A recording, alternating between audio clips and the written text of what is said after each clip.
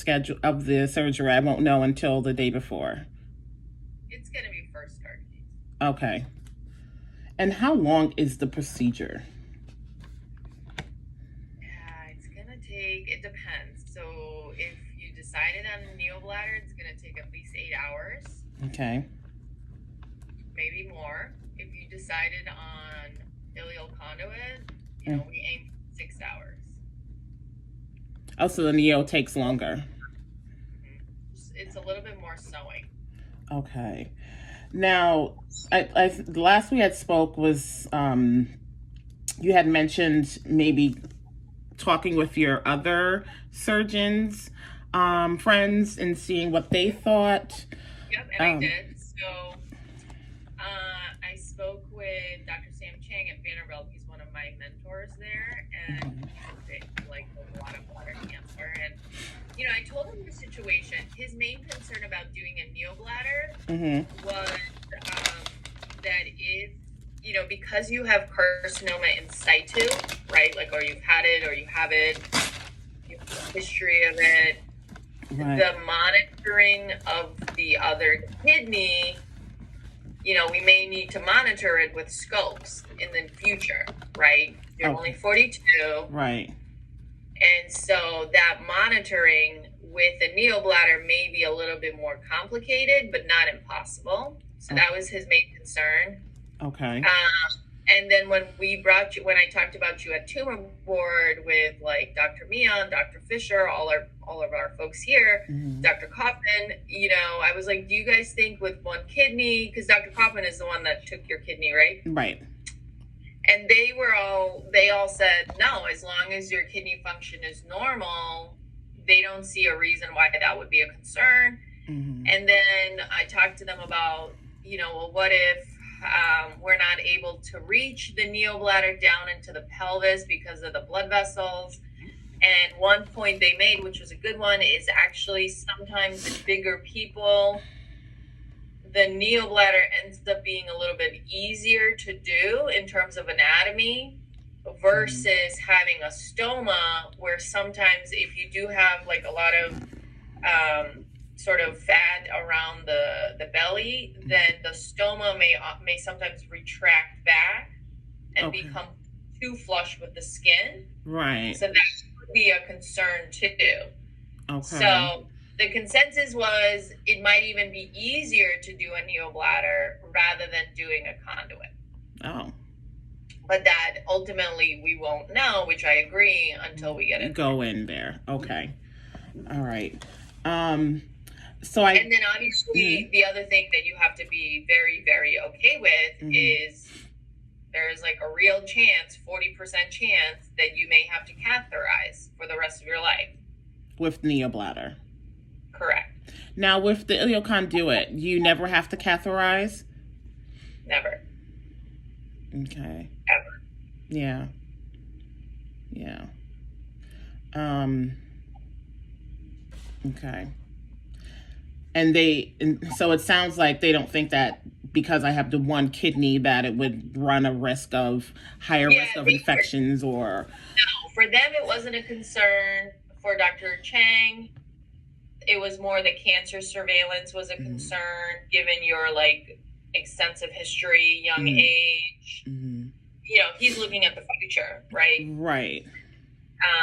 And so So is there a higher probability when you have a neobladder for it to metastasize to? So no, it's more the surveillance. Okay. Yeah, like it's more like if it comes back, right, and then we have to do the scopes, that may make it a bit more complex than if we had to do a scope from an ileal conduit. Okay, but it's doable. Yeah. Okay.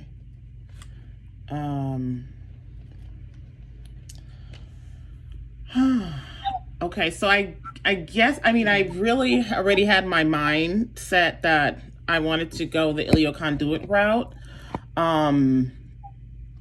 Yes, initially, you know, I would obviously much rather not to have that external apparatus. But I've pretty much come to terms with it.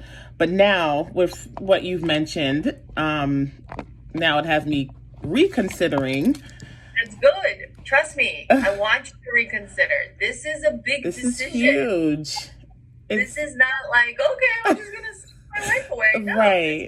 Right. It is. You know, you have to, it's a two-way street, right? Like, we have to talk about what I know, to tell you what I've seen, what I know. Right. If I don't know, you know, I'm going to the people with more gray hair, right? Like, what their experience is, right? Right. And this is what they're saying. And I agree with all, I mean, I'm seeing all the different points, but then you also have to tell me how you feel about it, and if you're okay with self-capping, which I think you can do. I don't think it's an issue, but like mentally you kind of have to be okay with it, and then also mentally you have to be okay with like the training of the neobladder, and in the beginning you'll leak and you'll have to be on a schedule, which, you know, it's just a little bit it's a little bit more work in the beginning. And there's also a really good, I met some people. So there's a gentleman in New York City who's and he had a neobladder, and he hosts a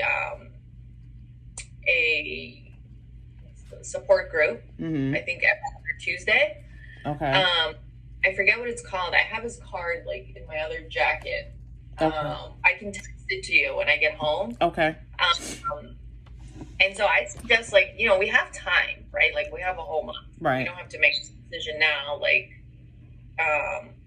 maybe get on that support group and see what people say. Because, again, like, things that I've learned, I've actually, like, talked to him. Like, he's very, like, in tune with his body. And I was, like, asking him all sorts of questions. I was like, well, how does it really feel? Like, how does it really work? Like, how do people speak? Like, so, yeah, I mean, the way he explained it is you basically have to, you're, like, stretching that pouch, that neobladder, over a period of time, enough for it to hold a certain amount of urine. Right. So that it can hold that amount of urine without you leaking when you stand up. Right. Okay. And the leakage is less of a concern in women, again, because it's like this anatomical kinking that can happen, where then you have to, and I just thought of it. I actually know of another woman. I'm pretty sure she does a support group too, and I can reach out to her if you want. Yeah. So you chat with her. Would that be helpful? Yeah, definitely. Okay, let me reach out to her. Yeah, because I spoke with the lady through the BCAN foundation, and she had an ileostomy bag. Just a little over a year. Yeah, you should talk to somebody with a neobladder. Yeah. So she's in Minnesota. So I'll reach out to her and see if she's willing to chat with you. Okay. Yeah, that would be very helpful. So I can kind of, weigh my options that way, and just become more comfortable with either. I think I would be okay with straight calving myself if it came to that. Is it painful? Right? Like, it's not painful. No, it's uncomfortable. Okay. That's my only thing. Like, if it's not uncomfortable, then yeah, I would be totally okay with that. And remember, we can always change it to a conduit. Right. So, and is the change, if we were to have to change it to an ileal conduit, is that another like really major, extensive? It's another major surgery. It is, yeah. Okay. It's not as long as like the original surgery. Right. Maybe 3 hours. Right. But the recovery will be probably just as long. Yeah. Okay. And that was my other question. I know you had mentioned 3 months for recovery. I'm just being realistic. Okay. What ends up happening with younger people is you feel really good now. You have a lot of energy. You know what it's going to feel like to get knocked down. Right. That recovery is going to be, it's going to be like a shock, like a bus hit you. Okay. Whereas in our older people, they're already kind of like. Right. But you definitely think I would need the full 3 months. Yes. Yeah. Okay. All right. Any dietary restrictions before or after surgery? Not really. You'll hear from our ERS team. They ask you to like drink some shakes or whatever. Okay. I don't ask people to do that stuff because there's already way too much going on. I don't want you to stress about anything. So I have to clean out my intestines or whatever. You don't do No that. anymore. That's Okay. an old thing that people used to do. Okay. And how long will my stay be in the hospital? At least 5 days. At least 5 days. Wow. Okay. I was thinking 3. Because I know these days they kick you out. You know. No, usually we can do that with almost every other surgery except this one. Okay. Okay. That's good to know because I want to line people up to, be with me, especially the first couple of days after surgery when I may be kind of foggy.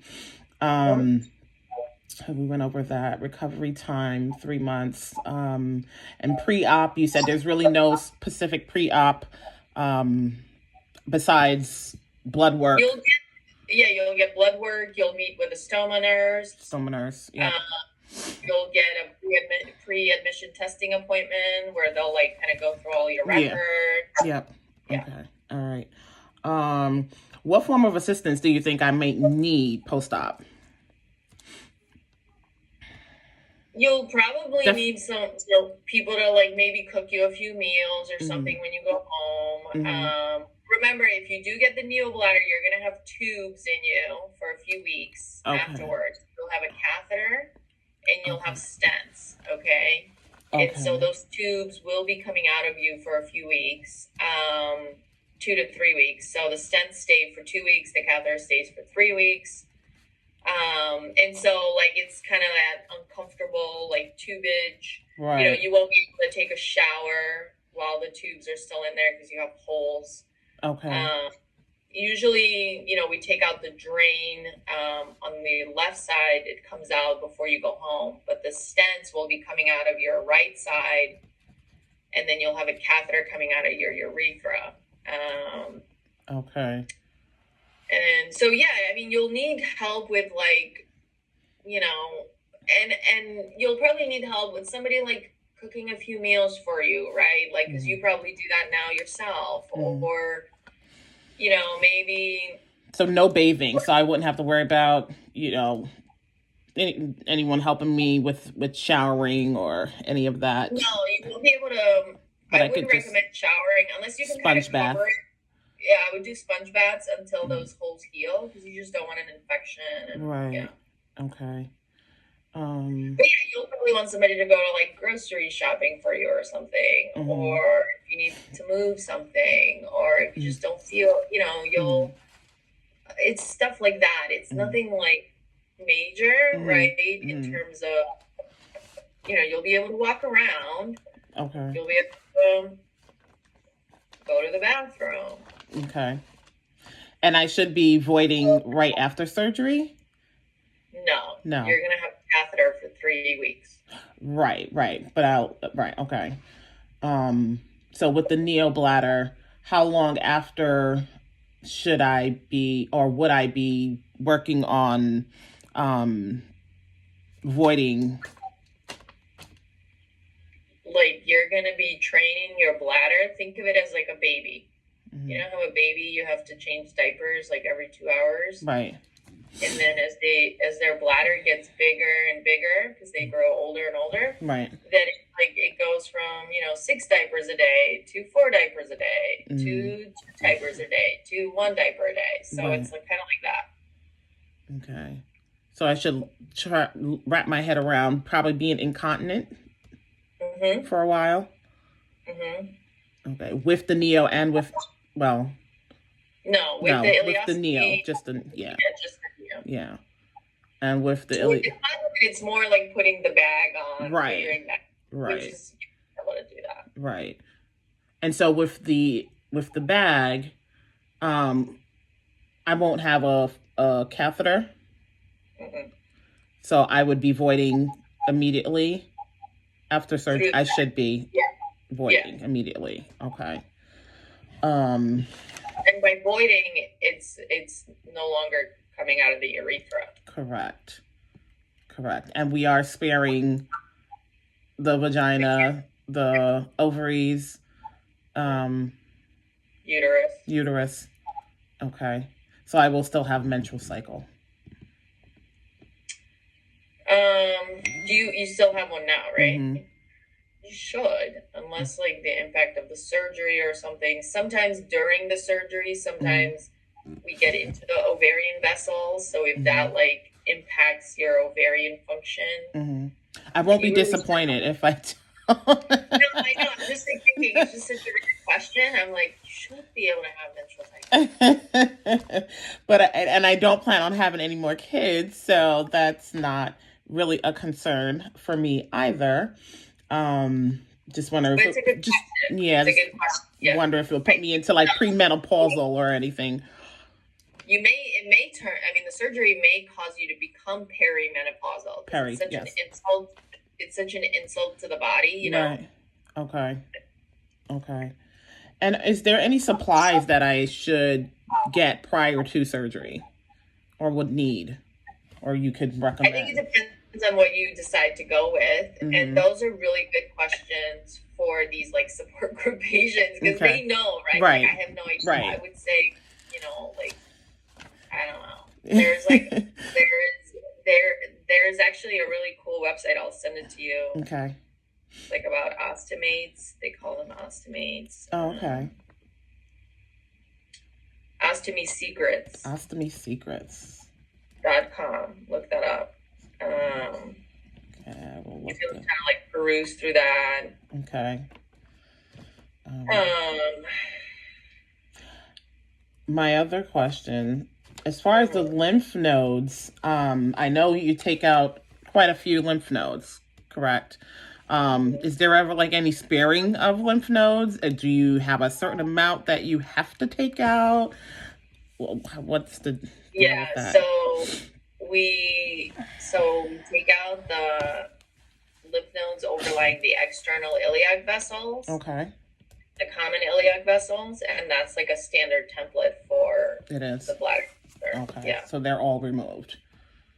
Yeah, most people do okay with that as long as we don't go too lateral to the artery, vein rather. You won't have lymphedema in your legs. Okay. If that's what you're worried about. Of course, I'm a lymphedema therapist. Absolutely. I feel like I already get swelling. Well, I do get swelling in my ankle sometimes with traveling. So, yeah, that's obviously a concern for me. And after surgery, will I be NPL? How long afterwards will I? You'll have sips of water the first day, and then we'll give you clears the second day. And then depending on if you're having gas, then we'll give you solid food. The third day.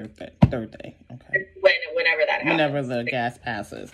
So the key after surgery, it sounds like, is to probably get up and walk as much as possible to get that moving. Okay.